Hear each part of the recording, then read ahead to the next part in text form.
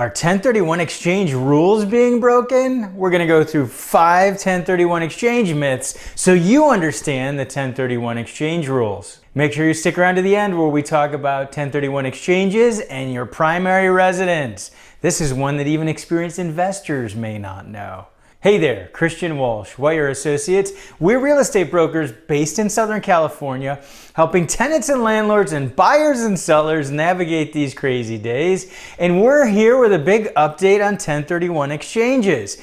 And since we work with so many investors, at least half our business is investors, we have represented buyers and sellers in a lot of 1031 exchanges. It's also a very timely topic due to the fact that potentially tax laws are going to be changing in the not so distant future. So you may be considering doing a 1031 exchange before the big changes. And we got more content coming on this. And remember, we can't give tax or legal advice, but for the most honest real estate advice, subscribe to this channel. So if you're ready to dive into the top 5 1031 exchange rules myths, hit that like button and let's get started. So myth number 1 is a big one, and that is if you sell a rental property, you have to buy a rental property. And this isn't true. Like-kind exchange means you can buy and sell any type of real estate. So you can sell a rental property, a house, duplex, triplex, and buy commercial, industrial. You can buy vacant land, Delaware Statutory Trust, or a DST. We've got more content coming on that. So that is what like-kind means. It doesn't have to be the exact same property for the same type of other property. And another important thing is it can be anywhere in the United States. So you can sell in Southern California, in our neck of the woods, where values are through the roof. You could sell a house here, and you could buy 10 houses in another state, or buy a triple net property in another state.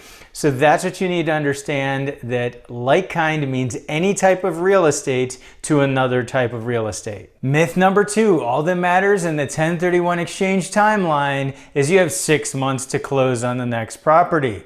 So there is a kernel of truth in this one, but there's another very important deadline, and that's the 45-day identification period.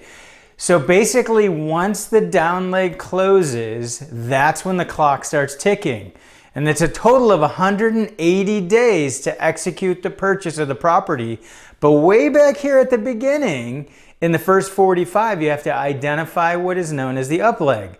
So you have several different ways that you can identify. The most popular is usually to identify 3 properties, but that's the other important deadline that a lot of investors forget about. Make sure you identify the properties you're going to exchange into within the first 45 days, and then you subsequently, the entire time period is 180 days. And you don't have to use all the days. You can, of course, do all of these steps faster than that. Another common misconception is that you have to sell one and buy one, and that's not true. You can do any combination. You could sell one and buy 3. You could sell 3, buy 1, or buy 4. Any combination, as long as it meets the 1031 exchange requirements for the amount that you need to spend for the up leg. So you can be strategic. We've helped clients do this. We've helped them liquidate 2 or 3 properties and buy 3 or 4 on the other side. So be strategic, and just make sure that you understand that if you're doing this, that all the timelines match up, and that's why you need an expert in 1031 exchange sales to make sure you hit those deadlines. And another big myth, that if you don't use all the 1031 exchange money, it's completely invalid. And this isn't true. So basically, the net dollar amount out of the down leg is what matters. You have to invest at least that much or more. A lot of folks think that if you miss that mark, so let's say the number's $1 million and you only invest $900,000, that it completely invalidates the 1031 exchange, and that's not true.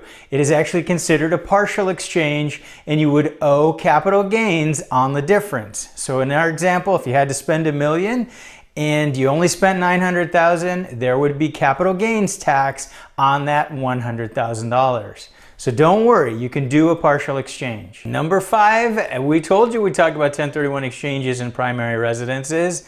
This is a big one. Some people think that you can never move into your 1031 exchange property. Now, obviously, this would be for a single family home, duplex, triplex, etc. This has to obviously be residential, but the answer is that you absolutely can move in to a 1031 exchange property and turn it into your primary residence. The IRS tax law does state that it must be a property that's held for investment or for use in a trade or business. So make sure you talk to your CPA about safe harbor and exactly what that means before you move into the 1031 exchange property. But just know that it doesn't require, there isn't a law that requires that you must wait at least 2 years before moving in. So just know that you can move into a 1031 exchange property and convert it into a primary residence, and this can be part of a strategic plan. And here's your bonus. It's related to 1031 exchanges and your primary residence. And this myth is that you can't do a 1031 and a Section 121. And that is, the Section 121 is the $250,000 or $500,000 exclusion if you're married. That is not true. You can combine both of them. And how would you do that? Well, if you have a duplex, triplex, fourplex bigger, and you're living in one of the units as your primary residence, you can combine both a 1031 and the 121. So you take the 121 $250,000 or $500,000 gain for your primary resident portion of the investment property or the property, and then the rest of it would be a 1031 exchange. So an easy example, if you live in one half of a duplex and the other half you rent out, that would be a combo where you do Section 121 for where you live and a 1031 for the rest. And in this example of a duplex, it doesn't necessarily have to be 50-50. Talk to your CPA and figure out a percentage that works for your particular situation. So there's your bonus. And not a lot of investors are aware they can do this. And we've done this. In fact, we're doing one right now on a $6 million oceanfront duplex. So make sure if you're interested in taking advantage of this, you reach out to us and we'll give you some more advice. We hope these 1031 exchange myths help you better understand 1031 exchange rules. Leave your comments below. We want to know what your burning 1031 exchange questions are and what other myths you may have thought, and if there's any 1031 exchange rules that we can help clarify. And don't forget that we're licensed real estate brokers and we can help you in a 1031 exchange. We have a link below so you can reach out. If it's outside of our area, we will find an agent who's going to take amazing care of you and understands 1031 exchanges. We have more content coming. Obviously, as we mentioned in the beginning, there may be changes coming to the tax law and changes to 1031 exchanges. So if you subscribe to our channel and our weekly email newsletter, we'll make sure you're kept up to date. There's a link below for the email newsletter, or you can text newsletter to 949-691-3566. Thanks for tuning in. This has been Christian Walsh, Wire Associates, and we appreciate you.